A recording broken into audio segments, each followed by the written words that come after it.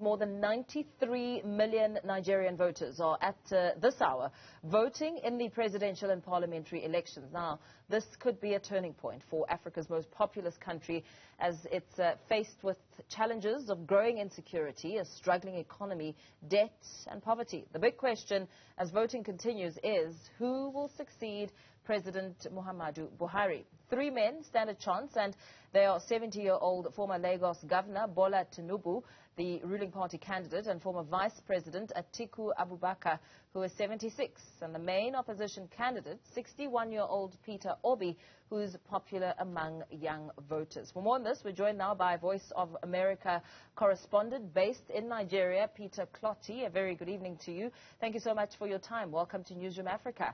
Hotly contested election. It's dubbed the most competitive since the end of military rule in 1999. Nigerian voters casting their ballots in this tightly contested race among three presidential front runners. What is at stake for the country?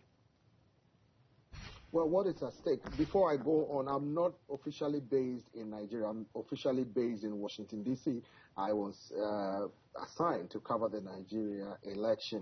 Now, what is at stake is taking over from the biggest economy in Africa. What is at stake is taking over from the giant of Africa, the country that has played a significant role in both diplomatic and multilateral relations across the continent, and particularly here in West Africa. It is expected to be a tight race. Polls have officially closed here in Abuja. I went to some polling stations where officials were rounding things up with polling agents signing off on documents for the mini coalition center before it goes to the International Conference Center, the main coalition center for INEC, that is the Independent National Electoral Commission, to begin the coalition process and to decide who basically takes over from outgoing President Muhammadu Buhari. And that's an interesting question. I mean, looking at the candidates and the front runners, looking and analyzing their strengths and how they've managed to reach in terms of message and really just speaking to what Nigerians want to hear. They're desperate for change. Who do you think is looking likely to succeed Muhammadu Buhari? It is too early to determine who is going to take the day.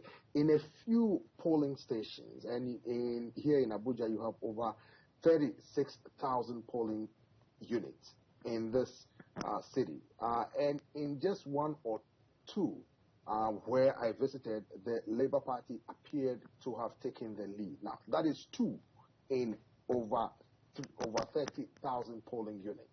So it is too early to make a firm determination on who is going to win. Tabulation will still go on throughout the night, and then tomorrow to the next few, probably a day or two later after today. Now, in some places, polling didn't start because of some security concerns. They will be given opportunity to vote tomorrow, according to the chairperson of INEC, Professor Mahmoud Yakubu, who told every Nigerian in a news broadcast a few minutes ago, saying that those who did not have the opportunity to vote due to insecurity concerns will be given the opportunity to vote tomorrow. So let's wait patiently as the INEC officials carry out their duties, and then we'll declare who wins the presidential election. Yeah, widespread insecurity is a major concern for voters, although we know that the army and police have promised a peaceful election. But looking at what's happened in past elections, violence has flared, for instance, in Kano, which is a largely Muslim state, after results were announced. I mean, gauging from the political climate, what's it looking like on that front? Well, for insecurity, there have been reports of pockets of insecurity in parts of the country, including the commercial capital, Lagos, where there were sporadic attacks, but they were far and few in between. And the police are telling us that they are in control of the situation.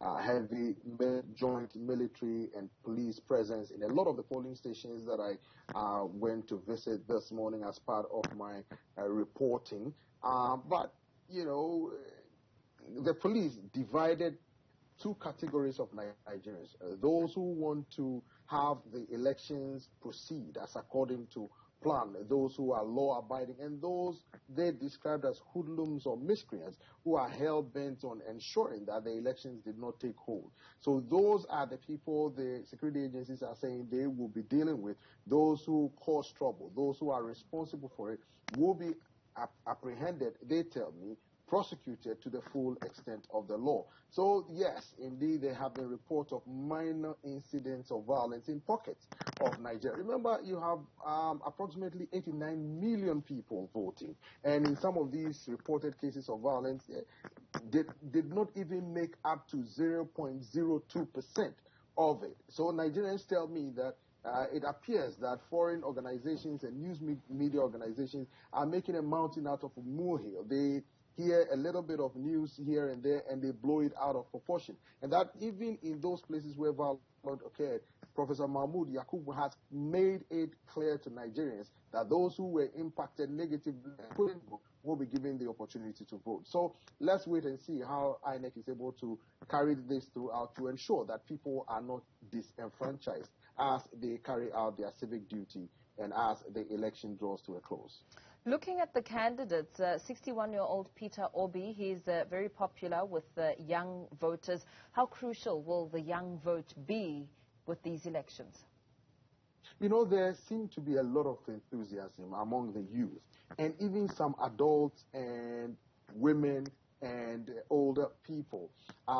Just before coming on the air, I was speaking with some ladies, you know, in the mid-40s, some in the mid-50s, some in the 60s, and they were telling me that this is the first time they feel their vote is going to count. So this is the first time they are voting because they want to have a hand in who becomes Nigeria's next president to take over from President Muhammadu Buhari, the outgoing president. They feel that they are the reason why the country is not progressing or moving in a positive direction as they think. So their decision to sit on the fence all over these years negatively impacted their wish to have a better Nigeria, to have a Nigeria for their young people with improved living conditions. With Africa's biggest economy, they have everything they need to make Nigeria the biggest that it can be. So these are some of the statements and assurances and some positivity and enthusiasm that Nigerians have been expressing after talking to them today.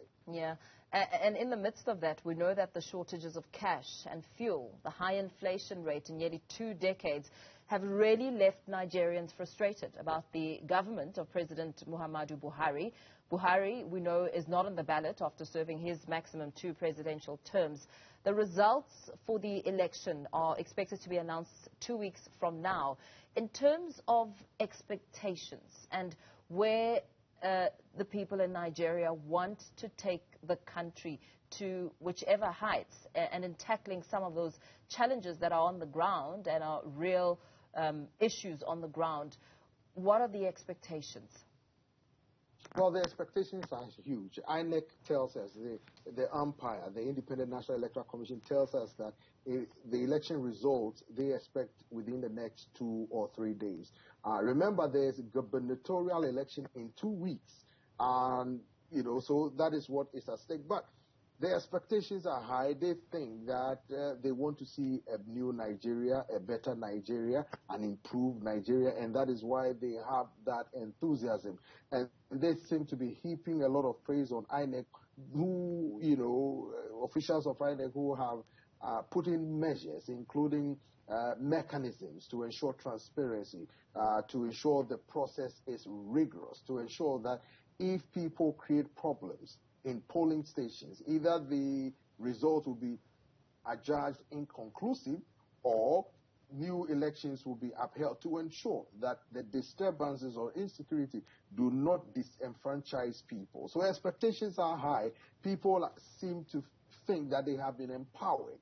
And now is the time to have a hand in who becomes Nigeria's next president. So the expectations are off the chain. Now, if you go to some of these polling stations, the turnout was incredible. I'll give you an example. In one polling station in Wuse, here in Abuja, the polling agents told me that 4 years ago, 8 years ago, 12 years ago, they could count only 200 people that came to the polling station to vote. This time around, there were multiple exponential people coming to vote, and people kept coming and coming and coming and coming. So the turnout, I expect, could be very high due to the enthusiasm being expressed not only by the young people, but older people as well. And very lastly, you spoke about the INEC chairman around today, what happened in voting in some areas, pardon me, where voting was suspended at the 141 polling units in the Bayelsa state. With those delays, what does it mean for the closing, the deadline for everything to be wrapped up and the voting process now concluded for the day? How many hours? What is the countdown as you and I speak? Well, the countdown has actually begun because, remember, you have over approximately 89 million people who voted today. There are only a few people, probably 500, 1,000, 2,000, 3,000, that were impacted by these insecurity issues. And Professor Mahmoud Yakub, who is the chairperson of INEC, the Independent National Electoral Commission, says that those will be taken care of.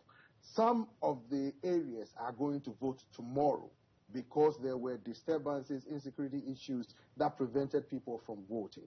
There were some people who intimidated others, but they were just a microcosm of some of these things that are happening. A lot of Nigerians, over 50% of them, went to the poll, and they are congratulating not only the INEC officials, but also the security agencies who made sure that the areas are safe for them to feel confident, not feel intimidated or harassed to go to the polling stations to have in hand to choose who becomes Nigeria's next president. So let's wait patiently and see what comes up. Probably in the next 24, 48 hours, probably, a day or two from now, and see who comes up tops. Very well. Thank you so much. Let's leave it there for now, Peter.